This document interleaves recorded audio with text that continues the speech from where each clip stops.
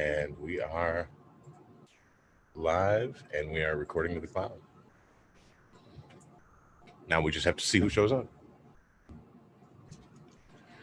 While we're going around the horn here, you are catching an impromptu live stream here. And my stupid ass has the volume on. You know how it goes. That's all right. That just tells me we have a live stream. So what I wanted to do tonight is I just wanted to have a live sesh here so that everybody would get a chance to hang out and smoke a last bowl. We got Sequence tonight. We've got Abolished Farms, Close to Abolished, and Missy, Spartan Grown, and Red Setter Farms so far. So how's it going, everybody? It's going really well. I would think that even more people might even drop into this thing. So I'm excited to see who that might be. Thanks for having me to the late sesh, guys, again. Absolutely. Here we go. We got Dr. Dankenstein. Cheers, brother. What's going on? This is the benefits of like working from home, the whole COVID thing and all of that stuff, is I can be on all the shows now. Yeah, we have no excuses anymore. Right. Time to get to work. Speaking of work, what's everybody been doing today in their gardens? To work today. I guess I could start. Go for it, Red. I went live on Instagram today from transplanting in my late veg room, like pre-flower room, if you will, under metal halides. Just took some teenage plants out there last night and got some work done. So transplanted everything into 3 gallons and off to the races with them. Gave them a little bit of tribus, and let's see, I did some staking on some other plants that are in like week 4, specifically sour diesel. I got some rainbow driver, great glee, all on week 4, and some giant, massive flow plants that are awesome, and the stalks are like big as my fist. So I'm really excited for those flows. It's been a minute since you had the flow. Soon to bring down Death Star, guys. Really excited about that one. I like Death Star too. Hell yeah. I did a bunch of transplanting as well today, Red. I transplanted 1s into 3s, and then solo cups into 1s, and then clones into the solo cups. Did the whole shuffle. All the plants got new hand-me-down clothes today. So they're really excited about that. Hopefully they grow into them real quick. Hell yeah, it's a fun time giving new shoes and cleaning up your plants. You get to get hands-on with like all the plants that were like maybe back in the corner a little bit and you hadn't touched them for a couple of weeks, or you haven't rotated them or something. Wake them back up. Yeah. Well, it's nice when you know that you are like in a really good perpetual schedule, where when you have to go from your 1 to your 3, you have another plant that needs to go into that 1 at the same time. It's the conga line, man. Yeah. I have so many pots accumulated from situations like that where I ran out and grabbed a bunch more pots, but they're not the same pots that I have, and it's so annoying. It's like none of them are the same. Yeah, it's so annoying. So annoying. Like the 3s I have right now are the perfect size in my flower room, but I only have the exact amount that I have. So if I wanted 6 more of them or something, I gotta find a leprechaun and kick his ass and get 6 more of them, because they don't exist anywhere else in the world. Mine was always the pot to saucer ratio. Is I would have like all the pots I needed, but I would be short like 1 saucer. So then there's always trying to figure something out to do for that one. That's why I like trays. I have a couple trays where I don't, I can load up 6-8 plants in there and don't need any saucers. I switched to the bakered sheets, the big kitchen ones, the big stainless steel boys, easy to clean and all that shit. Yeah. In flower, I really do enjoy the trays now, so I don't have to worry about it at all. I can move the plants around even, and they all still drain every time. That's really nice. Yeah, that's why I really like sip containers too, because there's none of that, you know what I mean? You just fill them up and you walk away. I just love not having to worry about stressing about if you're watering at the right amount and all that. I just fill up the res and it does its own thing. And I like the plant. I like that the plant is uptaking at its own rate rather than some predetermined rate. So I'm a big fan of that sips. And the whole thing is like how the sip absorbs the water from the bottom. So you're not actually irrigating. You're not having pressure and water coming down from the top compacting your soil, and so you get more, air ratio in your media. So I like it for all those things.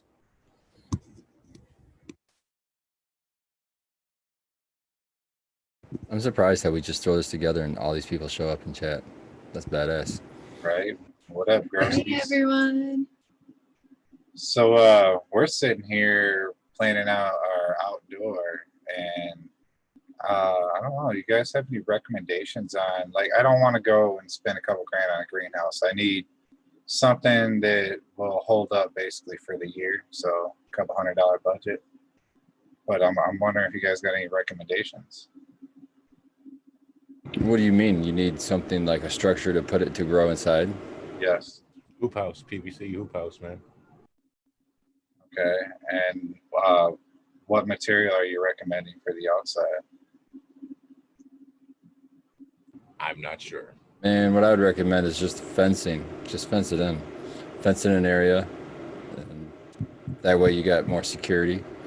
And if you have to, you could do some cheap PVC over the top and then just stretch your plastic over that if you're really worried about covering it.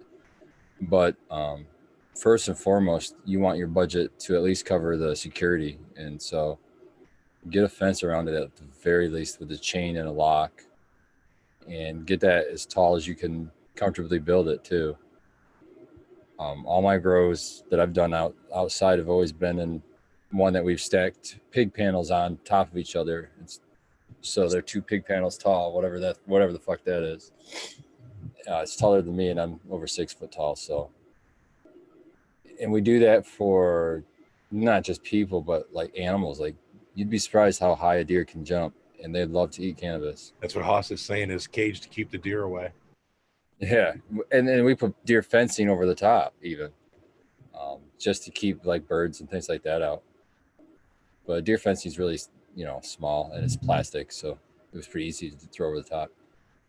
But yeah, we always rig it to have to be able to pull a tarp across, so that if we know a hailstorm or something insane is coming, or really a lot of rain that we don't want it late season, try to think of those things early on in your design, so that you have because when that shit happens, it's usually not planned, so you don't have a lot of time to react. So if you have, like, for example, a tarp already rolled up and bungee roped to the side of it, and all you have to do is unbungee cord it and pull it across, it's a hell of a lot better than having to build all that during a fucking hailstorm. So Yeah, I'm really wanting to make sure I do it in some kind of enclosure this time, because last time I did, I mean, I have no problem with open air, open sun growing. Like, I like my OG and all that, but I want to go for a higher quality this time and keep some of that dust and whatever else blowing around away from my plants as much as I can.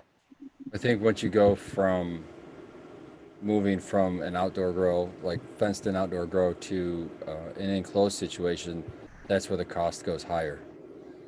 And that's kind of why I was recommending just take that first step for the fence, make it bigger than what you need, make the area bigger than what you need, because then you can throw up your greenhouse in the middle of the next year.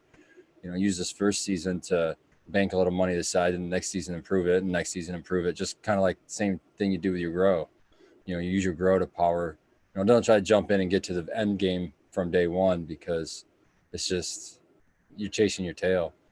So I would just, my advice would be just get your area first. Get you at least a fence that you can secure and put a lock on, so that you're legal and you're not going to have any stress from cops and stuff. And once you have the fenced in area that's locked, you can do whatever the hell you want inside that area. You could do an enclosure, you can do half an enclosure, you can do a lean-to off one side. There's so many options. You could go every which way, but if you start out with what you have to have, which is it's got to be enclosed and locked, do at least that, and then you can go from there. You know what I mean? It's going to be pretty cool, man. I'm going to be doing wicking beds outdoors, because where I'm at is actually backed up to a swamp. So I basically have an unlimited water table, but I need to raise them up just a little bit so they're not just completely saturated in the beginning. But I think it's going to work out really well to where I have to do minimal watering, if ever, once they get going. Is the ground dry where you're going to put it, or are you building up to get I dry? have to build up. I have to build up with the wicking bed, and then there'll be a raised bed on top of that wicking bed, wicking up through it. Just like in my indoors, but it'd be outdoor. Nice. That's Probably cool. use lava rock or something more that makes more sense for that kind of scale wicking bed or really large rock. I've watched a lot of videos. There's a lot of videos on YouTube of people just making raised bed wicking, sub-irrigated wicking style beds. So there's lots of plans out there too. You can kind of look through. Just, I mean, they're not cannabis specific, but it doesn't matter. It's just the soil you're trying to get. So there's a lot of good ways and easy ways, things you can use. I've seen them use that 6-inch drainage pipe in the bottom of the buckets, and then they just drill the hole right above that, and they put the garden fabric on top, put the soil in, plop the plant, drop the PVC through, and take off, man. So definitely doable. For was Miss gonna C's say- veggie garden, I actually found this year they have these like dog pools that are collapsible, and there is a hose or whatever, a place to empty. That's perfect for the water level for these outdoor wicking beds. And so I'm basically going to get one of those, just fill that up with hydrogen, and then we'll put our veggies in there to do a wicking bed in that. Just thought that was really cool. I didn't see And then those it like last- folds up when you're done with it for Yeah. the next year. Hopefully we can reuse it. Those videos you're talking about, Spartan, with the outdoor wicking beds and stuff, that's where I got like the idea to try it indoors is from somebody doing a kiddie pool wicking bed outdoor with his corn, and had Walmart bags, and his fucking corn was huge, man. But yeah. That sounds crazy. That's cool. Just go all out and just do like a whole like 3 foot, do like a 20-foot diameter pool. Fill that sucker up. I want to shout out Bagseed out in chat. He's asking about the law with outdoor growing. He says, what if you live in the country on 11 acres? Do you need to have a fence in the closure? And the answer is yes, to be legal, you do. Just because they want it inaccessible to children and all this, they want only the person who has, you know, whose grow it is. Like if it's a 12 plant rec grow, whoever adult that 12 plants is tied to should be the only one that has access to it. As far as that means, has a key to that lock. The other rule is that it cannot be visible from a structure or from a neighboring property or a structure on a neighboring property, which really cuts off a lot of people that live in neighborhoods. Unaided eye though. Unaided eye. No Yeah, binoculars. but I could stand on my roof and see 10 houses down, man. Yeah, but if you have binoculars, it'd be a totally different story. Oh yeah, binoculars would be even more. Yeah, exactly. But Yeah. unaided is very important. Yeah, because so that the 11 means that- the 11 acres takes care of that rule. You're not going to see 11 acres in, but you Right. still want to have a fence around it. In some jurisdictions, if you really want to worry, I mean, the right thing would be call your township or where locality that you live in and say, what are your rules for this? What do I have to do to be legal? But the only thing that I've heard people like have weird rules on is some places will require you to have some sort of top over it, and some won't. They interpret enclosed to mean the top also, and other jurisdictions are interpreting enclosed just to be a fencing around it, which I think is probably what the original intent was. So I was wondering if those people that have close vicinity, like neighbors, if they have greenhouses with that opaque type material where it lets sun in, but you can't actually see in. Yeah, that would be cover them? perfect. That would be perfect because you can't see in there. So they could grow. I mean, that would be a good solution, but that's not a cheap solution for sure. But you can also build panels like that, like little plastic panels that you could probably get like a few at a time and fabric, make your own wood frame or something. Well, I I've grow seen down some on foliage. Amazon for a couple $100. Like they're not terribly priced, but I feel like you still are going to be throwing in a little bit of extra money because you need to anchor that stuff down and all that good stuff. My problem with those greenhouses, their size, it's going to be so difficult to contain humidity or to expel humidity maybe. Even in grows, even in grows where we're just growing in a fenced in area, and we struggle with mold sometimes because it's just not enough airflow. So that's one of the things that if you're going to do an enclosure like a greenhouse or something like that, at least try to get something where you can roll up the sides maybe so you can air it out really quick. because that's a big concern, especially right near harvest. Is you want it to That's be dry. I know the one that I was looking at, I did have the option to like roll up the sides or like roll up the ends, even if you wanted to. Well, that would be cool then, yeah. And then if you could get power out there, maybe throw a fan at one of the. If you could roll at the ends and then throw a fan. Yeah, in in the it. bottom. Yep. Yeah, Just let it power flow wouldn't through. be an issue at all. I put like these two little, I don't know, they were like 4 by 6 foot cheap like Amazon greenhouses. They were like that basic like indoor greenhouse material, the green shelves with the wire shelves. And I don't know if anybody's ever seen those old ones that Harbor Freight used to carry. They were kind of tall. They're like little 5 shelves, but these ones were a little bit bigger. You could walk into them. And I just remember those things being, if I didn't get out there by like 8-9 o'clock in the morning past like mid-May, those things were like 100 degrees inside. All the plants would always be fried, everything that I had in there. So like definitely find something you're able to like vent the top, do something with it. If you can get out there early and try to vent them. Well, I mean, think of how like a big greenhouse is. They have the 2 big fans on the eaves and they just pull air through all the time. And they also have the ability to raise the bottoms up or get some kind of passive airflow for exchange through there so the plants don't just fucking wilt out on them. Oh yeah, I mean we could go into geothermal and all kinds of ways to keep a greenhouse cool. They had mentioned that in the So- chat earlier. If you're building a thing, why not try to heat it like that and try to make it a 4-season greenhouse? I mean, it's possible. Well, they're saying in chat, they're saying that, well, they make it basically impossible to grow in a greenhouse because if you roll up the sides, then they'll be able to be seen. Well, that's kind of goes back to my point about the fence. You push your fence up first, and we have this wrapping. It's like 80%. It blocks 80% of being able to see through it, but it only blocks like 20% of air. We got it on Amazon, so it was some cheap like roll up, almost like a burlap kind of material, and you just wrap that around the fence, with zip ties, and it works great every year. So then you're blocking line of sight, and you have your fence, and then if you want to do your greenhouse, you throw your greenhouse, and you can still open your sides and all that. It's basically you're using your fence to comply with the law of access to it, and then you're using it to your advantage for a sight block. That's why I was trying to say get as tall as you can too, because obviously the higher the walls, the harder it's going to be to see through it. Yeah, let's say they're only going to see my wicking bed or maybe the raised bed if they're lucky. I don't want to stop this conversation at all, but I want to give a shout out to Mr. Green Thumb. He said, hit that like. So if you're enjoying it, hit that like. And real quick, before we'll get right back to this real fast. Everybody in chat, if you guys are in the 2020 grow off and you're in that chat, there goes my dog alarm. So I have to go let him out real fast. But real quick, I don't know, in case you didn't see the digits, if you are in the grow off chat, feel free to pop on in here and shoot the shit with us, because that's, We're just smoking. That's it, man. Smoking, kicking. And I don't know if all you guys might have seen the numbers in the chat if you haven't been on Instagram. So I'll put them hop back on in in if here, you want to guys. see.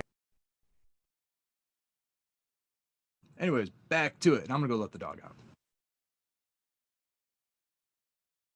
Yeah, and then my only other, let me think. My other advice would be to kind of think about how you're going to process it, because I don't know. I'm really sold on trying autos. That's what I'm going to try it, just because I don't have, like, I'll be obviously not in compliance with the law when I throw an auto out in my back veggie patch, but what the fuck ever.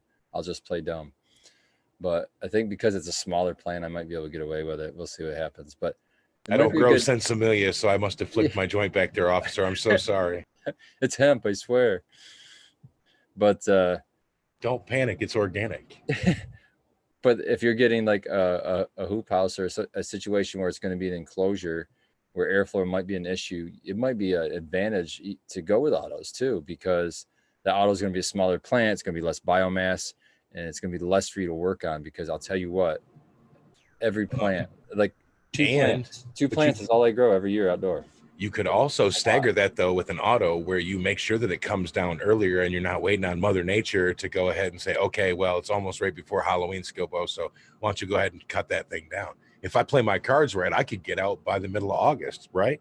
Well, you have 12 plants, so you could actually get the best of both worlds. As you're vegging your, say, 8 to 12 3 stages of 8 to 12 of your say you have 8 photo plants, and then you can veg 4 autos and grow them out and harvest those before your photos are even anywhere near harvest time. And now you have something to smoke on as you're processing the last little bit of your harvest. that kind of hedges your bets to where you still have, you can split your plant count up in half, where you have half photos, half autos, where you get a quick early harvest, a couple months before your other plants, and then your other plants, you're going to roll the dice like what I do every year when I was doing my photo periods. It's like either I'm going to have a good payout at the end of the year and a lot of work to do, or I'm going to be throwing away a lot of moldy buds and not get shit. Oh man, but that's the realities of it, though. That's the realities. Yeah, but it was always fun because there wasn't a huge amount of cost to it. It was a lot of time and work, but sometimes it really paid off. Sometimes it didn't. It was a fun little gamble, and that's why I only did 2 plants, because 2 plants was the most amount of work I was willing to dedicate to the project. So, well, and remember too, if you're trying to grow 12 plants outside and they all come down at the same time, where in the world are you going to hang and process all this shit, let alone find the time or the carpal tunnel to cooperate enough for you to be able to trim all this shit, man? And at the same time, if you grow that's what you guys are for, right? We just call our friends. Trim gang. You can, another thing is that if you grow that first set of autos, take that down, you're harvesting that, you're planting your other autos right there in the same time. So now you've got a photo harvest and an auto harvest at the very end. So those autos are going to yield less, but you're still going to yield something. So that's the thing, for the autos to work for me logistic wise, I would want them to be able to start and finish outside. Like I cannot dedicate any more indoor space to autos. They've lost that, to me anyways. And I haven't done an outdoor for a long time, and I know I can do photos outdoors. I even have the genetics that I've done photos outdoors before. So it's really just coming down to me, like, do I really, really want to risk it on autos right now when it's coming down to the wire? If they can't be started and finished outside, I don't want to do it. Yeah, I mean, that makes me like nervous too, because I know like our experience with autos in the past hasn't worked out for us, and our style, we've had really like extremely low yield and things like that. It just hasn't worked out. So I'm so excited to grow outside. It's like, oh, I don't know if I want to try an auto when we haven't had success in the past. But at the same time, like, I think all of those points you made are great and definitely something we're trying to consider. Yeah, because you get, say, like our best auto is 2 ounces, I think. So even if you got 3 harvests of that 2 ounces outside, it wouldn't even be like an eighth of what I got off 1 OG outside. But let me ask you this: what was your OG yield outside compared to inside?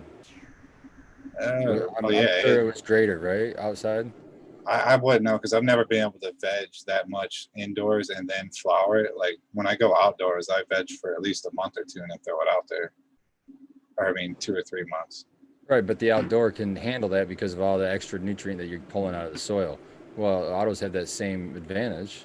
I haven't grown them outdoor, but I'm assuming that my auto that I grow outdoor is going to out yield my indoor autos. I mean, I have to imagine that. I don't know. I'll find. Well, just wait this year, do your photos, and see how I do outdoors. I'm throwing one outdoor this year. Yeah. I'll let you know. And I wanted to do it because I mean, if you can knock that down, holy crap, is that an awesome rotation for outside? But I'm just like, when now it's down to the wire, I just don't know if I'm risking it or not. Was that skill? I said, do it. Do it. Maybe one of them. We can give up one of the 12 and do an auto. I mean, for science sakes, I mean, you know what I mean? You're in a new spot. You're starting a new system. Why not try something old, reliable, throw that abolished out there, see what it's going to do, or run the abomination and really change up the groove and see how that haze wants to work outside for you. That would be a good idea, to run the abomination outside.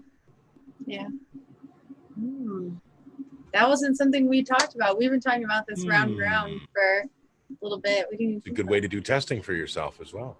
Yeah. So I wanted to shout out to, I think that, first of all, that was a great idea, Skilbo.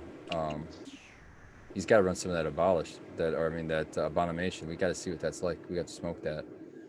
But Ian, it said something interesting in chat. They said everything me and Loki said about Mac 1, which we were talking about that on the GML show on Friday. He said it sounds exactly 100% like Bubba Kush, Purple Afghani. He was wondering if you ever grew that and can compare. And I haven't grown a purple Afghani or Bubba Kush, really. I've got crosses of those, and it's nothing like those as far as growth rates. The Mac 1 cut is like nothing I've grown before. Like nothing I've grown before. It has really super tight node spacing, like super fucking tight node spacing. It's almost like a detriment. I'm constantly having to keep that stripped off because it grows so much extra growth from every node. And so I'm clearing nodes all the time just to get kind of an even node spacing.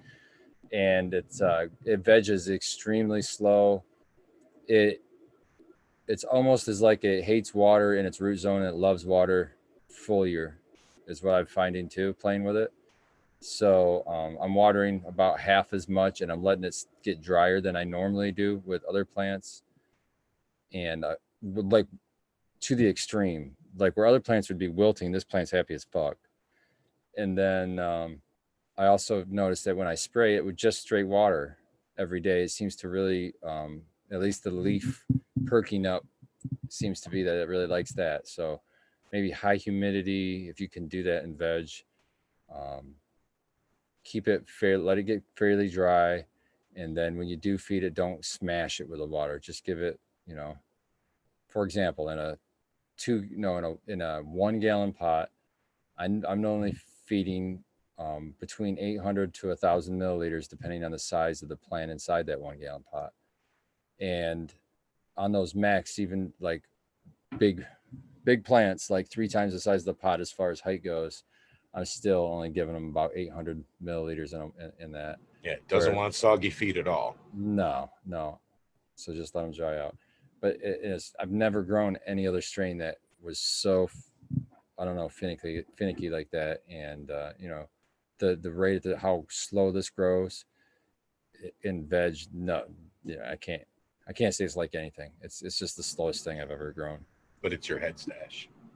Wonder if you Hopefully, could, I've yet to flower it yet, so we'll see. But I've smoked Michigan Matt's the one who gifted me the cut, and I've smoked his Mac off of the cut, and I loved it. So yeah, I'm assuming it's going to be a head stash for me. Yes, You're gonna knock it out of the park, bro. I wish I had the extra space to play with it because it just gets my mind rolling on things that might work for that strain. The more and more I hear from people, like just that little bit right there makes me think, like, why not throw it in a nice inert media, nothing special to it. Keep that just slightly moist once in a while, but then focus all your feeding foliar wise, like bring in optic foliar, use kelp, like try to give it its full nutrition through the leaves and all its watering mostly through the leaves. I'd be afraid of using the kelp on it because if he's got really tight node spacing already and weird branching, that kelp is going to make it go fucking even crazier, and he's going to be in there having a devil of a time.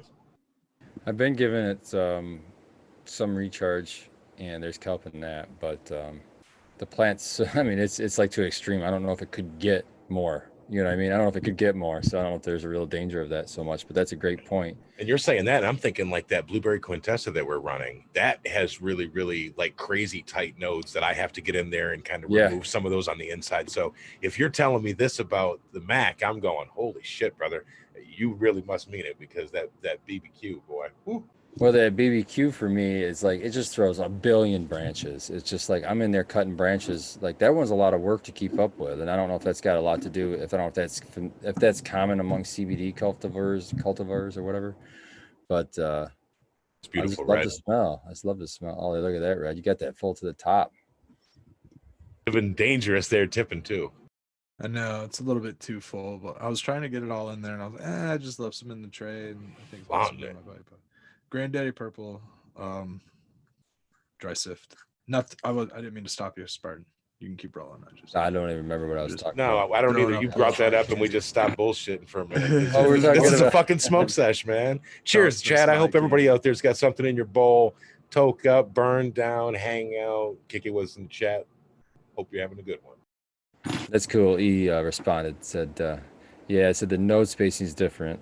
The other stuff was a little bit longer, but everything else sounds really familiar. Drought lover, super slow growth, super slow clone, rooting, and high quality. Now the rooting is actually about the same. I think the root's fine.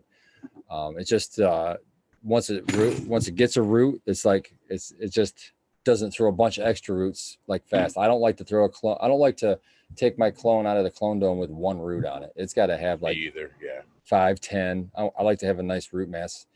So that part of it's slower, yeah. But I still see roots at about a normal rate, like I do all my other clones. But yeah, it doesn't throw a bunch of them for sure. Now going back in ping pong and off of that with the BBQ, that is a slow cloner too for you, right? Yeah, Like everything else in the oxyclone has like set roots and everything, and it's still like nubbing up on me, and I'm going, God damn, what the fuck, man? I actually lost the number 2, I think. Either that or I confused the. That's the one that I have is the number 2. Yeah, you have the number 2. So I got the number 1, and I just took 2 clones off of it, off of a plant I had in veg today, and then killed that plant. It was one of the plants I killed because they don't like having tight roots. So that if you have them in a pot and they're starting to get root bound, they fucking just hate that, and they don't bounce back very fast from it. So they just stop. Yeah, so I just picked off the best growth. It actually started yellowing out on me a little bit, and stopped drinking. So I don't, when they start getting bitchy like that, I don't fuck with them. I just kick them. So I just grabbed some new growth off the bottom that was still real green and good looking, and took 2 clones of that, and I just chopped her down today. But I still have a good jar, half a jar full of it, so I'm not running out anytime soon.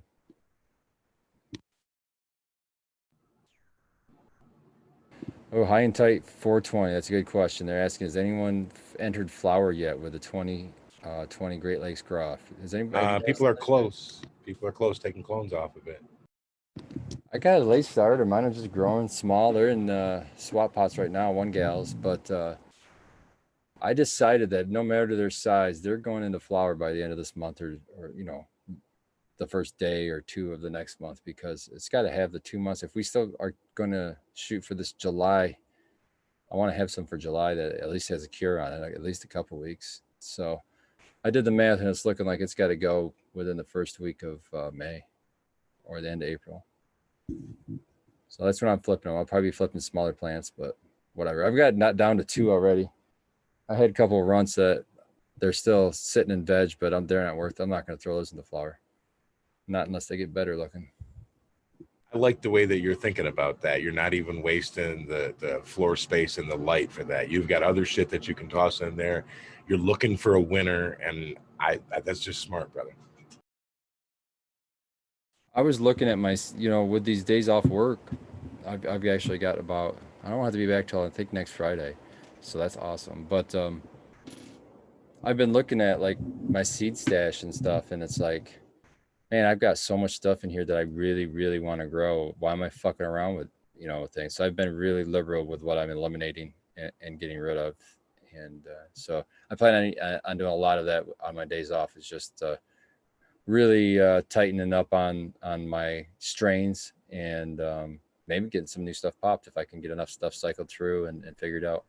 Well, that's the silver lining of all this is doom and gloom shit right now, is it gives you time for most of us to be able to focus on your garden and really, really tune it up, tighten it up, clean it up, think about what you're doing with it, look at the direction you want to go with it, and also take the time each day to go fucking hang out in there and decompress and just hang out with the plants and soak up those good rays off those lights.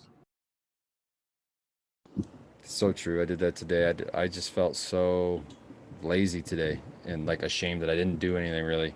So I just hung out with the plants all day, and I had a bunch of shit I had to do, but I did get some cloning done and things like that. And I did get those 2 plants killed today that needed it, but it was cool just to hang out and not really have a huge amount of things to do and just kind of chill for a day. That was pretty amazing.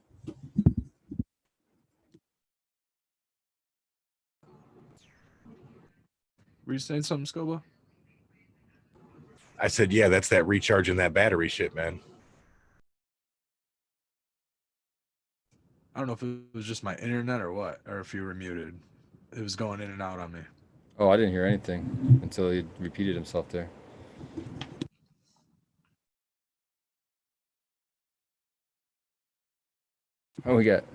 It's E says he's from Europe. That's awesome. I love when I hear people from other countries and stuff listening in to us. That's yeah, always humbling. It's cool.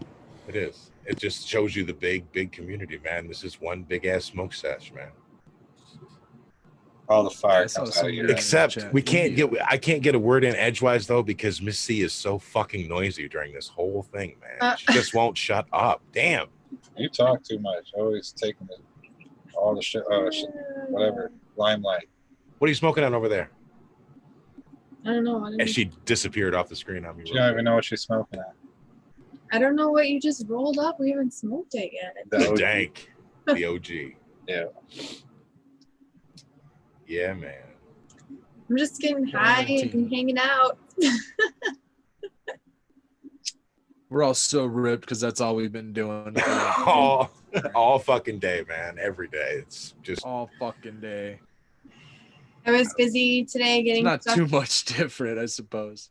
Yeah. I was getting Easter stuff together today for my little one, and we dyed some eggs and trying to figure it out, you know, planning like a Easter meal and celebration is like going to be different this year, obviously, just with just us and stuff like that. And, you know, my guys would be happy if we eat chicken nuggets for Easter dinner. So, I'm cooking you a fabulous meal. yes. He is making the chicken. So we have like a small chicken and he's going to roast it. And he's got it marinating right now. Lemon, garlic, pepper. Nice. Sounds good. what's the fixings? You can't just throw a chicken on the table and say, get down. What are you putting with it, Jeff? Yeah, so I'm going to be doing mashed potatoes and asparagus and some carrots and salad and a couple different other things. Probably some corn. If I find Red Lobster biscuits, they're getting thrown in there too.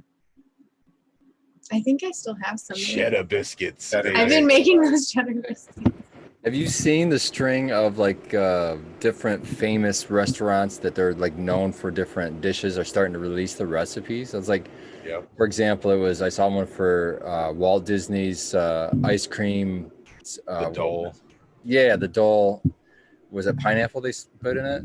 Oh God, it looks so good. And then I just saw one for some cookies from some famous. It was a chocolate chip cookie from, I think it was a hotel or something. But And if you can't tell that you're listening to a bunch of stoners that have been smoking all day, sitting here drooling over some fucking food, and I know y'all are that are watching at home, go on ahead, take a break, go get something to eat. We'll still be here. Grab it. Who else out there misses cheesesteak hoagies, man? It's becoming serious for me. I'm not gonna lie, man. I've been putting like the entire spice rack on like every single meal that I make, like rosemary, dill, fucking thyme, sage, everything. I've been going all hippie and just going out in the yard and eating shit. Like I found some violets growing in my yard. I was like, oh, cool. I yell into my phone, can you eat violets? And yeah, it's good for this. It's good for your heart. I'm like, fuck yes. So I'm outside looking like a rabbit eating all this shit. But it's like, for example, violets, which are really small little violet colored flowers. They taste so fucking good, dude. There's It's like almost dandelion season. Oh yeah, gotta save those. You got dandelions. Fuck yes. The roots you can save and use and roast, and then the flowers themselves. Make tea and coffee with the roots, man. Yep. It's really good for you too. It's a dynamic accumulator. In fact, it's funny. The Trisha was out front in the flower bed, and she had was weeding in there, and she left all the. I told her she left all the dandelions. So I said, "Cool, we'll have food." They're diuretic though, so I don't need a whole shitload of them because it's just gonna give you the craps. It'll go right through you. Clean you out. Yeah, man. When the flowers pop up, get them when they're good, early in the morning. That way, you can make your FPJs and all that good stuff, man. I think they're high in potassium or something. Shit, like I that. fucking eat Phosphorus or those. I mean, it's a little flower. It's got to be phosphorus and shit. And they got a deep root, so they're pulling up low ground minerals and shit too, which is even better. The greens, you could throw the greens in your salad too. I actually like it's cool, like phenotypic differences throughout the garden. You'll like pick one that's really nasty and bitter and find that sweet one and keep an eye on it and pluck those leaves, man, because the sweet ones are gold. I agree. Red, you just look like the kind of dude that just walks around his backyard just munching on random fucking shit that he forages. I like to be careful because I'm like super duper paranoid about like dosing myself poison or something stupid shit like that. You know what I mean? I won't just like eat random mushrooms and shit out of the grass or anything. I was thinking of my collagen Yeah. too, brother. I am a little bit. Yeah, I I am a don't little bit do careful mushrooms. in those ways, but I do. Plants, most plants I'll eat though, but mushrooms. If- yeah. Oh, if I'm on a hike and I see a mulberry tree or something, you better believe I'm just gonna stand there and snack for 10 minutes on those mulberries. Rarely do I care. Like, you know, whatever. I eat wild raspberries and shit all the time. I love it. Dude, my mother-in-law has like a 40-foot mulberry tree and like in the way back, man. It's cool as fuck. Got one in my front yard, man. They're messy, but man, I do love them. My neighbor has one, and I still haven't clipped the branch. It's hanging over, even though it's got thrips and shit. But you know what? It acts as like a banker plant too, because it keeps the thrips on the mulberry tree. You know, try to keep them out of the house. Shout out to Mitchy Calix. They want to know if anybody's finding morals yet, the mushrooms, and I'd like to find some. They're supposed to be really high in iron, but no, haven't found any yet. Haven't been looking, but haven't found any either. I haven't looked, but I was thinking they were gonna start. Said popping nope, but up after with this the- rain, it will. The rain, but then it got cold again, and we're supposed to get like some serious cold weather next week. It looks like so. I don't know. It wasn't even supposed to hit like 60. That's like the high for the week. Yeah, it's gonna be like back down in the 30s and at the low 20s and shit next week. So My whole garden in the backyard's coming up, the dandelions and all that stuff, and daffodils. Like shit, man, waking back up. I love it, man. 'Tis the season. Yeah, dude. Seeing all like the daffodils and shit popping up is awesome. I love it. Already got like some brassicas coming up, like rainbow chards popping up in one of my beds. I think we have some broccoli coming up. So, man, if you eat, I guess you call it broccoli microgreen. Oh, dude, so good, so good. It's like the whole plant all in one. It's like boom, so flavor explosion. It's awesome. Do you grow microgreens? No, but I overplant, and then because if they don't pop, and then if they're all popping up, I thin them out. Well, fuck, I ain't gonna waste it. I just pop it in the mouth. My favorite were arugula greens. Arugula greens popping up are so Spicy. good, man. Yeah, yeah. A lot of the spices too. A lot of the different herbs and spices are real super crazy tasting. Like if you try them raw and just fresh off the plant, like sage and rosemary and oregano. I always just go by and just grab something and pop it in my mouth. It's just like huge flavor explosion. I love oregano. Cucumber. I love Shout out munching to on them. like parsley and shit. Yeah, big handfuls of parsley. Shout out to Haas talking about asparagus, man. I need to get myself a good perennial vegetable like that, man. So we it's just, always gonna keep growing. Plant your asparagus with your strawberries. There's two perennials that play well together. That's good to know. I'm trying to get more strawberries everywhere I can. And strawberries in the shade, man. A lot of people throw them right out in the sun, but you know, look in nature where you see the strawberries, right at the bottom of the forest. You know what I mean? It's in the shade. They like to be in the shade. Where my production facilities at, when I'm out there cutting the grass, I got little strawberry runners, like wild strawberries, and I never see them bloom. Or I always see them bloom, but I never actually see strawberries. I think the birds get them before I get a chance to see them, but I always see them when I'm cutting grass. They're all over out in the grass, everywhere. The trick I use for keep the birds out of your berries is I got it from Jerry Baker. Shout out to old Jerry Baker if he's still around. I don't think so, but maybe. But he would paint rocks red, and then you throw them out there right when you're, when the berries are done, or when the strawberries are done flowering and they're getting ready to put you got the green berries on there. Throw your red rocks out there then, and then the birds go out there thinking there's some early berries, and they start smashing their beaks on rocks, and they stop fucking with it. And then when your berries actually redden and ripen up, you just have to worry about the ants. Good old Jerry. Yeah. I have robins, so many. I got like 3 different families of robins because they all kept hatching over the years, and they all stick around the yard, you know. Oh, we Big got a good robins, question all in of them. chat about what we recommend for companion planting to repel insects. I'm gonna throw lemongrass out there out of the gates. I'm gonna throw time out there for mites. I don't mean to mess up the question. Or am I hired? Did Spartan just recommend a Wile E. Coyote technique for IPM? Yes, he did. It was Acme all the way. I don't even remember what I said 2 minutes ago, so I The can't red answer that rock, question. the rock to Yeah, make the roadrunner Oh peck the yeah. shit. That shit works, man. It works. We do it every single year. I'm telling you. I swear by it. Spartan's got red rocks. Red rocks, red rocks. I got red with that shit. Jack. Citronella. there. Citronella will repel mosquitoes. A lot of the mint family will repel a lot of bugs, and even animal pests don't like the mint smell for some reason. Be careful What with about mint, mint with planting it with it? You guys told me before not to plant that shit in my beds or it'll overrun it, that I should plant it in its own pot. Yeah, I was just gonna pot or something like that. I do have spearmint growing in a flower bed by my fire pit, but it just takes over the whole fucking thing. So it gets out. It'll in the come out of yard, the I have to pot. mow it. It'll come out of the pot and get in the Yeah. yard. Yeah. It'll keep going too. Yeah, It'll eventually get in your mow it. yard. You got Yeah, the but you can trim marigolds it back too, though, you know. Yeah, I got some marigold seeds to put out with my veggies. the way they grow, they make a nice like Berlin wall for you. You know, stop anything from coming in. Yeah, and I I gotta actually get some seeds though, man. I've got Fuck. some marigolds in my with my purple dragon autoflower growing right now in my frugal build. And I'm thinking about that because I don't know if they close nurseries or not, but I know they close nursery Yeah. sections at the box stores. So No, they're closed, bro. Everywhere around me. I Yeah, can't they're find one that's closed open. right now, but I heard that they're like petitioning to try and get them open. I mean, at least like full on nurseries. I mean, they can do the same deal with pickup. You know, just have what's available, maybe on phone call or whatever you can do. We had to go with like the dollar store special. Literally go in there and rate Did they everything germ? with that rack. We just put them in, so I Okay. don't know. Yeah, Fingers I was gonna try crossed. getting started tomorrow. I was gonna do a little Easter start. The good thing about the mint though, Skilbo, is it tastes great, man. You can just Oh, chop on it. yeah. I wish if I had the machine for it, I would try to pull the oils from the plant, man. I would grow the shit out of it and just make my own oils out of it. I was just looking at that today. We were looking at some herb. What was it? But I can't remember off the top of my head. But it was something that they said that. Oh, it was willow.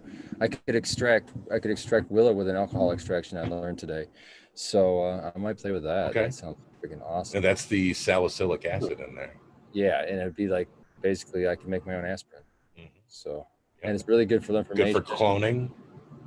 Inflammation. I just eat it. Use it topically too. Yeah, exactly. You can mix it with like a hand cream or something. And Okay, M. Hunter said all of his cheap seeds pop. Right on, brother. That's what I'm talking about. oh, I yeah. think that Kate said her seeds she got were from the dollar store, and it looked like she's got a bunch of them popped up already. Yeah, we got ours from. We order them every year, right around December, January, and we got them from my gardener. And I just like the idea of ordering from somebody who's growing the mother plants that are making these seeds right in the same environment I'm from. You know. I don't think his storefront is open right now. He might be doing online sales, but I don't think his storefront. Oh, is last open. time I looked, he was all sold out, but maybe he's got stuff now. You got to get them early. That's why Yeah. like December before. But they're like $1 a pack, so it's like we just load up on a bunch of crap just because. Yeah. oh, for Bought a $1, bunch of try it. the cover crop ones from. I think I bought like 8 or 10 of them when I did my bed. Really blows not being able to get starts this year. Well, I mean, maybe we'll be able to in a month when we normally buy them anyway. So we'll see. Yes. I'm thinking Yeah, of. I'm hoping a local nursery will be able to open up. I'm thinking of. I'm going to have to kind of ramp down a little bit anyway because I'll probably be moving here. But shut a light down in my flower room and throw some veggies under it. That's a fucking logistical nightmare when you start talking about moving as a grower. Oh, Yeah, it's just you don't even want to think about it. I don't know. It's fun to think that you can just design a grow room from the. oh, ground it's up. great. Yeah, That's fun. you can get it exactly the way you want it. Yeah, but from getting from A to B, that's the nervous Especially part. with plants intact, right? Well, Yeah. you know, like just I gonna think that there's a do all. couple crops you could probably co-plant. Like if you had like a no-till bed, like if you had like a 3x3 or a 4x4 bed or something, you could probably get away with having some carrots or something down there. You could probably get away with having some herbs, like some, thyme or whatever. You could get away with having parsley and shit. That stuff doesn't grow that tall. You could probably get away with having some bush beans. You know what I mean? I mean, Yeah. there might be enough side light to get like bush beans. There'd be enough side light to get like a small pepper plant or something down. Like this is all like low canopy. You could totally inoculate with like oyster mushrooms or something and just have mushrooms growing all the time. I got mushroom bags going, so I mean, I could, and they're edible mushrooms. So blue oysters. Dude, those are huge in my bag now. Fuck. You just I've got to noticed- pop a hole. Shout out to these bags for those. Those are really, really nice, brother. I enjoy the shit out of it. My veg is fucking happy as hell. I'm gonna say I noticed most herbs grow fairly easy for cover crop. Not saying that all of them are good for you to grow with your cannabis plant. Like it might, slow it down a little bit or bring in some bugs that you don't want. But yeah, I've tried a little of everything over the years. Some of it will grow into your canopy and it'll be annoying. Some of it works good. I mean, I don't trying to mind think trimming what it my back. favorite It wouldn't ones. bother me. If I have to go in there with some scissors and whack it back a little bit, some of the grasses and shit, that doesn't bother me. My thing Like was basil or something could get annoying. Like a basil like bolting or something could probably. But if you keep cutting back basil, you're probably good with it. I probably wouldn't do mint indoors with your pots. That might be a little aggressive. Yeah, that would end up turning into like a mono. Fucking Haas is killing me situation out real there. fast. He says, I live in a senior retirement community, 3 bedrooms. I grow in 2. Shout out, Haas. So speaking of these bags, I'm actually trying out a new prototype. I don't know if you can see a little bag I've got on its side in there Yeah. in my clone dome. So I'm getting a little CO2 in my clone dome. I don't, of course, the great flood of 2020, I lost my fucking CO2 monitor to that. So I can't give you an actual readout number. I'm going to have to get me another CO2 monitor. But I think my plants are staying way more healthy and I'm rooting a little bit faster with it. But I mean, it's hard to tell. It's, like I say, without having a meter, I can't really give factual numbers. But I'm liking it. And it's only been in there for maybe a month now or something like that. So I'm sure it's got many months to go to keep producing CO2. So that's one thing I've forgotten about to say anything about it. But yeah. I think you said those are Yeah, good well- for 6 months, right? Oh yeah. Yep. You can get, like I said, I need to get a monitor in there so I can tell for 100%. You know what I mean? It'll just tell me. But for now, I mean, everything seems to be working well and it seems to stay. The thing I noticed the most is they stay greener longer, like super green, like dark green for a longer period of time. So I like that about it too. When I was testing my D's bags out for pretty much the last year, whatever, the most effective way to use them for me was to actually stick it in my baby room, which was a smaller room with my clones, and my clone game was, all my clones look. That's what I've instantly done, better. Yeah, the feedback I've get him so far is he needs to try to get bags that are smaller, but this is what they look like. Purple Thumb OG wants to know where he can cop those from.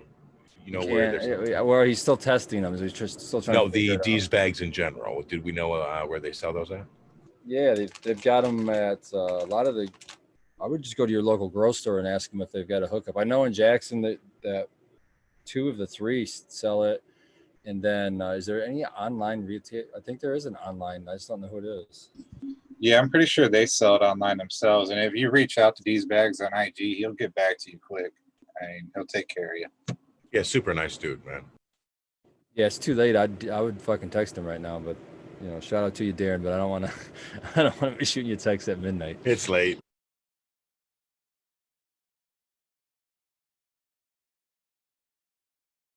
But yeah, I'm hoping that they figure that out to get a little bit smaller of a bag. Yeah, maybe they won't last as long, but still, I mean, you get months out of it, and that would be cool. I used to always use a little, what were they called? Something juniors. There's a little CO2 generating pad. That's what it was called, something pad. Can't think of it now, but I always loved those things too. So to have another solution that lasts for long periods of time, because those little pad things only lasted for I think they're called green pads or something like that, but they only lasted like a week. So for something that lasts months, I think it's a really cool thing. I want a model that hangs myself because I don't really have floor space. Most of the time it's covered with a wicking bed or whatever, and I'm just going to let it sit in water.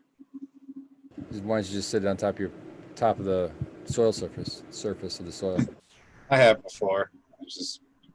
I think I'd like it to be able to hang. I think that'd be cool. But at the same time, it's higher humidity up there, so you're going to get the bloom a lot quicker. I mean, the first time I got them, I put zip ties through the top, and then or I did not through them, but I zip tied them up to the top of the tent or whatever, and I got a huge like mushroom bloom off there, fairly quick. You need a big ass fucking strong chip clip, or like the clamp that you use on like a you know, when you got to fill out paperwork when you go to Dispo and shit. They give you the clipboard. You need like a clipboard clip, man. Clip that bitch up there and be done with it. So I do like the idea of having CO2 bags in there rather than running CO2. I just don't. I like having less moving parts in my grow. I would like, I think it was Jeremy at Build a Soil has logs. I don't know if it's sawdust or what's inside it that have been inoculated with different mushrooms. I mean, you can build a shelf somewhere up high if you wanted to, or maybe in a corner, and just stick that log up there and then grow your mushrooms and harvest the mushrooms off the side. And still, they would, you know, the mycelium would still be producing CO2 the whole time. That would be pretty smart for my setup, is the way the air works in there. Yeah, that'd be pretty sweet. Check out buildasoil.com. They sell those fruiting logs. Or I remember specifically he called them logs, and he get them in like a cylinder log shape. Paul Stamets had a cool story. I don't know if it was much of a study, but it was definitely a story about him noticing some bees finding their way to the water source that was in the mycelium. And I think it's cool that if you have like enough mycelium going on that's active enough, you could potentially have it producing not only CO2 but water to potentially hydrate your beds with, you know. Yeah, if you got one of those these bags that like what Abash was talking about, where the mushrooms bust out the one, you know, you get a little crack in it, or if you make a cut, that's where the mushroom will bloom. And I had one where the bottom, it was blooming out the bottom crack or whatever. And so I set it right on my living soil bed that I've got going my autoflowers in. And I was in hopes that the mycelium would migrate into the bed, but you know, it's still sitting there. I haven't moved. I didn't want to like rip it apart, but I'm hoping that maybe I'll get a little fungal influence into the bed by doing that. Well, you could dust with a little bit of the malted barley flour and see if you can get it to bloom from one to the other across that way. Yeah, I could do that. Yeah, I'm afraid of throwing malted barley on them because I have like a living. Right now it's clover, mostly a little bit of grass of some sort, but I frequently go through and just chop it all down, and it just comes right back just as strong. So I got like layers of decomposing organic material in there. Oh If I threw malted barley on that, oh my God, man, I'd be afraid that it would start like a thermophilic reaction. Like it would be so many Start heating up. Yeah, it'd be so fucking hot. I'd be really scared. Good point. Fucking composting in the flower room. Yeah, that's the thing that I'm worried about. Because I think of it like a compost, you know, like, okay, I'm putting this down, it's going to decompose, but I don't want to get it to there's so much organic material that it's going to start something to where, yeah, it starts heating up the soil because, you know, warm roots, they just don't do well. I didn't really notice too much of that when I was going crazy with the cover crops there for a while, even throwing the malted barley and stuff on there. It just seems to get back into the soil slowly, but I was never one that just water like crazy from the top either. Now I do sub irrigation now with the dripper hoses in my ghetto setup and stuff. It's down like probably 2 inches under the soil, and then you know I have the cover crop that I've got in there, and then I've got the straw over top of that to try to keep it moist, and everything's working. And I'll tell you, ever since I put the straw down, my shit has just like taken the fuck off because the bed's tops don't dry out like they used to anymore. So cover crops are booming, everything's great. Yeah, that's really key for me too, is when I started using the straw on the top, because then that gives me the ability to, even in a sip, if I have like a top dress, I really like to water that in. I don't like to just put a dry powder on the top of the surface and then just walk away. Yeah, I feel like I want to do something to get it down in there, you know?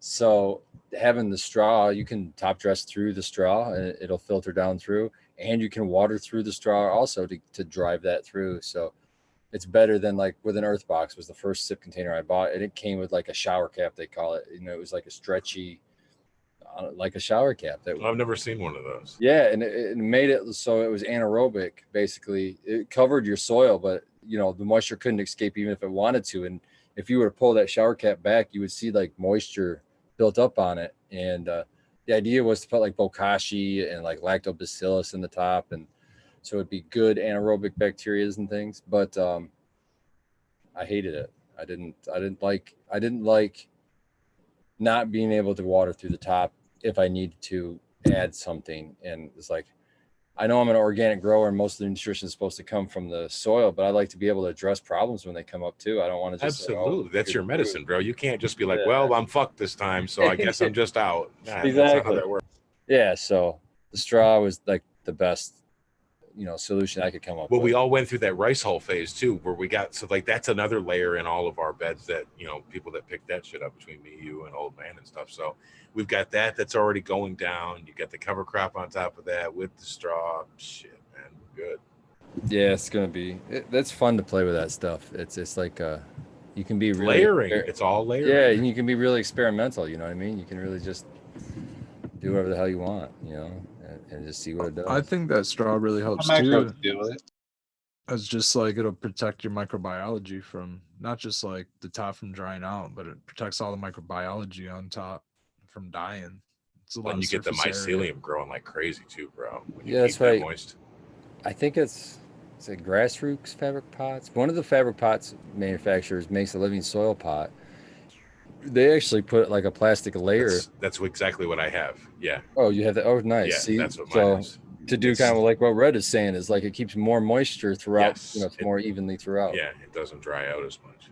You also get, I've noticed that like, if you have that layer there, so you still have your nice moist humic layer, your worms and your microlife and all that will make it up there to keep that soil fresh and charged. Right, because they're And- coming to grab my leaves because all Yeah. of my fan leaves get dropped onto that, and I just sort of gently move the straw out of the way so that I can get those down in there, so they start to break down sooner and can become food for the worm. Yeah, and I'm a firm believer in like that top couple inches or whatever is where the majority of the feeding goes on. That's where your feeder roots are. So I want all that stuff consistently dense with nutrition.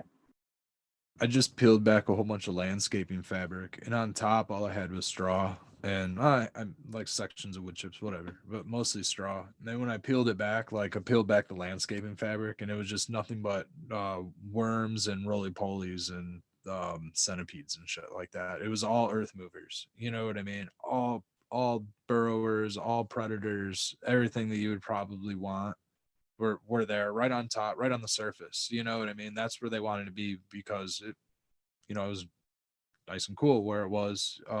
I don't know why they wanted to be there, but that's where they were. So after I left it off for a second, of course they were gone and they probably went, beneath, but it had rained and things. So who knows, maybe the water table had something to do with it. But it's alive. It's alive. It's alive right there beneath that mulch. You can call it the mulch. You can call it, whatever you want. If it's living mulch, if it's a decaying mulch, whatever it is, that's where the life that's doing a lot of the activity that's helping your plants feed.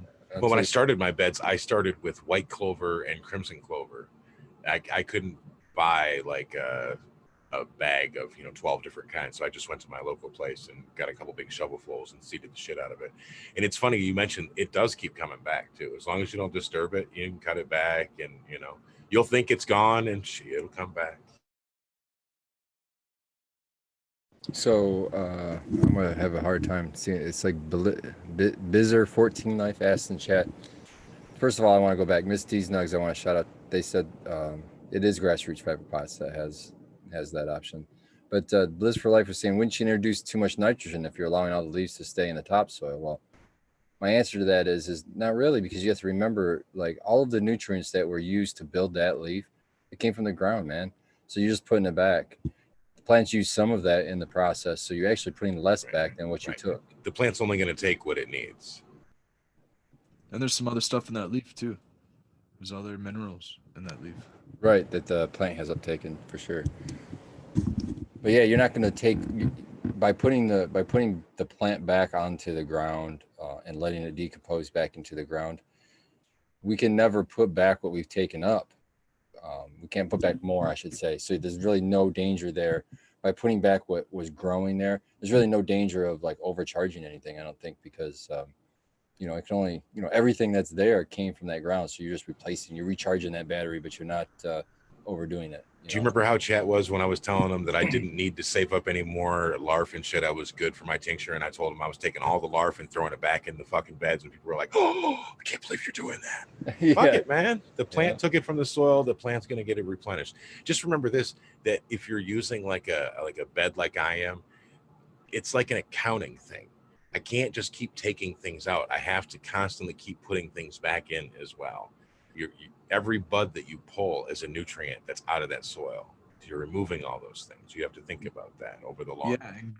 And dude, that's an awesome point, because growing like flowers, even the flowers have the potassium in it, they got the phosphorus in it, they got all of the macros in it. Probably, I think that's like the fruit is the best part, at least if you're going to be top dressing with a chop up method of top, that's going to help out for your flowering at least. Well, when I got up at 3:30 this morning, I fucking went into my flower room and I did nothing but take the plants are all done stretching now. So I took anything that's not getting light, cut it all off, and I made a big ass fucking pile. And I took my big shears and I did nothing but cut all that big bundle into nothing but 1/2-inch bits. Cut them all up into little pieces and then spread them all over the top of the bed. It's all going back in there. Because it's never going to pull. Like, if I grow that shit out, it's never going to be like good bud. It's going to be larvae crap. I'm going to spend a bunch of time trimming shit. It's not going to return well. It's not getting enough light. Fuck that shit, man. Let the energy go to the top of the plant. I'm going to keep doing what I do. I'll do a little bit of extra work early before the plant really gets carried away flowering, so I don't have to do a lot more goofy shit trimming later on. Yeah, what I think's cool is even if it's not available this round, it'll be available for the plants next round. It's like foreseeing what you're going to be giving your next round of plants. As far as taking a clone 6 or 7 days into flower, yes, you can. You may, if you've tripped the plant over, it may go into a little re-veg, but you can definitely take a clone way later than that into flower. It's just realize that it's in the flowering state and it may have to flip back over, but you can save the genetic. Anybody want to jump on that and add on something smarter than that? Sorry, I was lost in chat, reading the chat. What did you just say? We had a question if it's okay to take is it okay or wise to take a clone? Oh yeah, I already answered that one in chat, but yes, I just told, taking a clone is basically first week of flower. That's really the best situation if you have to take a clone in flower. But I don't really like taking clones in flower, and it's not because the clone. Vegging. Yeah, it's not because the clone per se is going to have a problem rooting, or you're going to have any problems with the clone. It's because you're slowing down growth in the, you're stressing and slowing down growth in the flowering stage off the plant you're cutting off of. It's not crazy. It's going to be a small amount, especially if you only take in one clone. And if you need to save genetics, by God, it's worth it. Take that clone, but I wouldn't make that a practice. And that goes back to the other thing, which is the old standard practice of taking a clone a week before you planned on flipping it in flower for the exact same reasons. Is you don't want to take a mother that's under stress and then ask her to produce into flower for you. She's going to have a little bit of a reset time, or something to shake it off. And when your plant hits flower is the time that you really want to drop the cinder block on the fucking gas pedal and see what she can do for you. So set her up to succeed. And it's not all negative. It's actually can be a technique that you can apply to certain strains to get a better structure quicker. Like sour melon, for example, taking out a clone of that 2 weeks in the flower and getting that semi re-veg structure. So you get more shoots instead of it just being one little straggly looking thing. If you've grown the 818 headband, you know the genetics and the way it grows. It's not pretty in early veg. That mute button's got you defeated against Gilba. You know what the problem is? I'm trying to be slick and switch between my split screens here, so I'm killing myself because I'm clicking over into chat. what I was going to say is the question is, will the clone continue to flower or will it go back to growth? And that's what I was saying is it shouldn't continue to flower. It may flip back over. I mean, obviously it will when you put it under the right light cycle of 24 hours or 18/6, whatever it is you do. But just try it. What's the worst that can happen? It doesn't work and you're like, well, fuck it, I learned something. That in that 1 week, unless you're doing 48 hours of darkness freehand, I doubt you're Should be even fine. like showing a hair. So Yeah, that's why I say in the first week, yeah, that's the best time. If you got to take it in flower, take it that first week. Oh, yeah, and also he's saying he's a newbie, bro. We were all newbies at one point, so shit. We didn't jump out of the womb knowing this. Somebody took the time to teach us this shit, so that's what we're trying to do is give back to other people. We're not saying we're right. We're just saying this is what works for us. Yeah, I agree with Spartan about not making a habit of it. Try to get in a habit of taking them before you flip. But yeah, dude, if you got to take it, you got to take clone. You got to take clone. If you got to re-veg your plant, you got to re-veg your plant. if you really want to keep that phenotype. Here's a good one for you, Red. M Hunter brought up a really good point. Said, on that note, do you take off branches that you don't think, basically lollipop, that kind of thing? Do you take off branches you don't think would be good in flower? And I do, but Absolutely. I get rid of them. Yeah. Worm food. That's lollipopping, and that's what I was saying. That becomes worm food. That's Red and I are on the same sheet with But this. see, at the same time, we understand that by doing that, we're causing stress. So when we do that lollipop, we try to get that done all at the same time. So yes, we understand we're making a stress here, but we're going to benefit more from it in the end. And we hit it all at once so that you don't stress the plant every single day. It can take the stress, get over it, and be done with it, and then have a stress-free life. And after it's already finished its stretches, when you lollipop, they don't tell you to lollipop like the first week. Usually they tell you to lollipop at like some point in week 2 to week 3 is when they tell you when the plant stopped its growing is when you want to go back through. Look at the plant and see, is this really being blocked? If I remove a few of these bigger fan leaves that are in the middle of the plant that I know as an experienced grower, they're not going to survive. They're really just cutting off some light to some bud spots. Maybe if I remove a few of those judiciously, I can illuminate some of this lower shit. That's going to be a decent return. A lot of times, in my opinion, unless you're using a scrog or some kind of system to pull the plant open, you're not going to get a good return in the middle. So you might want to clean that out. That's where you're going to find that pests hang out. That's where you're going to find low dead air spots. There's just so many good beneficial reasons to think about doing that. Yeah, and I usually have it done before I go into flower, but like you said, right around that 3 to 4 week mark, I like to go back through and make one final, look through, and there's usually and I usually go by like the diameter of not only like the first thing I'm looking at is the branch even going to make it to the top of the canopy? If it's not going to make it, that's a gone branch. And then the second thing I look for is how big around is that branch? I grow probably medium to big size plants for indoor. So if it's like smaller than my pinky around, I'm taking all those little tiny thin branches, I'm taking those off too, because by week 3, 4, and they're that size, they're going to be something that's going to be a nightmare to try to support. So I take those off too. That stuff doesn't finish out right. It does. I mean, it can if you like strip your plants and you like totally schwaze your plants and you're feeding your plants hydroponically and like beefcaking it up. Maybe, yeah. But if you're like naturally trying to grow the plant out, and those inner buds, they don't finish out right. They just don't. Like if you're keeping some solar panels on there, if you're keeping some leaves from that stuff that's down in there. What I do to get it to finish out right is I harvest the tops of the plants and then I come back a week later and I harvest out those inner buds because they usually start to finish out a lot better than if you just take them or if you scrap them or anything like that. Give them an extra week or 10 days of regular conditions, maybe even throw some feed at them.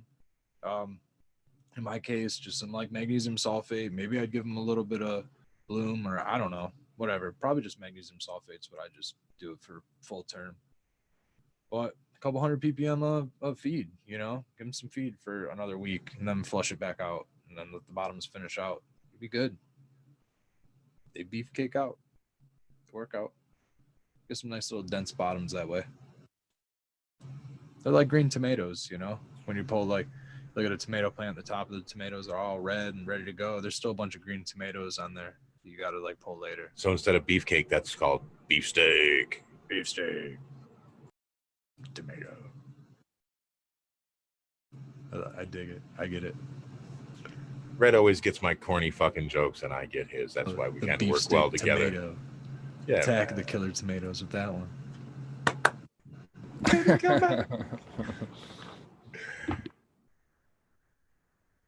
There it is, man. And I think that's probably a good fucking point. We're a little bit after. What time is it now? It is 12:16. We've had a D-sesh here. I know people got little ones they got to get up for in the morning and all that good shit. Some of us got to get cracking ass in our grows, and others just need to get a little bit of rest after they get a little bit of food. So we're going to go around the horn here, and I'm going to start off with Spartan. You want to tell him? Hey, I'm Spartan Grown. It's awesome hanging with you guys, and awesome hanging with chat, man. That's why I do it, man. It's just fun to help answer questions. I know what it's like to be that person, just looking into trying to grow and getting 100 different answers from one question. It's frustrating. So I'm happy to try to dispel some of those myths and just get people growing. That just makes my heart glad. So shout out to MedGrower today. Shout out to Eagle Gardens. That was a great show. Shout out to the Michigan Bros Grow Show. We are fucking killing it on content this week, keeping everybody entertained. So I'm proud of each and every one of you guys. And I'm also very honored to be a part of it. Can't hardly talk. I'm so high. Hell yeah, man. That means we did this motherfucking sesh right. Miss C, I know you just disappeared, but I'm going to shoot over to you next. Just shout out to you guys. It's nice hanging out tonight. It wasn't, some impromptu hangout. And shout out to the chat. A lot of people came out tonight. We found out who has notifications on is what we found out. Right. Love y'all. You guys can catch me on Instagram at Miss.Cantaloupe, or check out our whole garden at Abolished Farms. I'm Abolished Farms, and she signed off a lot better than I normally do. So Yeah, she did. Frugal Force be with you. And if you didn't get to check the Frugal Force earlier that dropped, definitely go back and check that out. And also, as part of our little PSA here, you can catch us tomorrow night at 9 p.m., same channel. It's all good. After this goes off, everybody should shoot over and raid Eagle. He just went live with another Talking Shit with Eagle Sesh, so definitely go over there and show him love. So just move the party right over to that side of the pool, and we'll keep rocking. Red, I'm going to throw it to you before we hit out. I'm gonna try to spitball this out as best I can with the dry cotton mouth. I forgot to grab a glass, and I have a whole cooler full of water sitting right next to me. Anyways, I want to shout out all you guys. This has been an awesome sesh chat. Thanks everybody for tuning in. It's always fun late night on to the next day, which I love. I'm gonna probably jump over and see what Eagle's doing too. Definitely want to shout out Michigan Bros Grow Show, Frugal Force.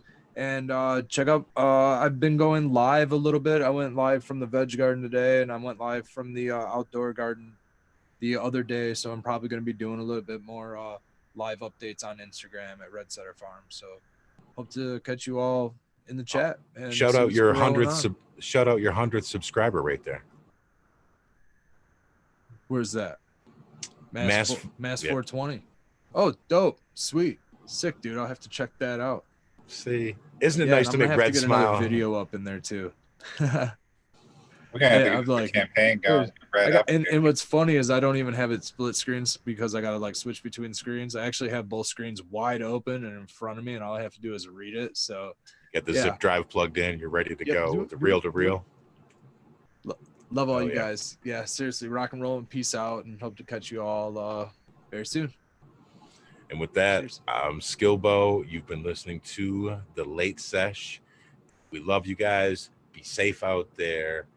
And definitely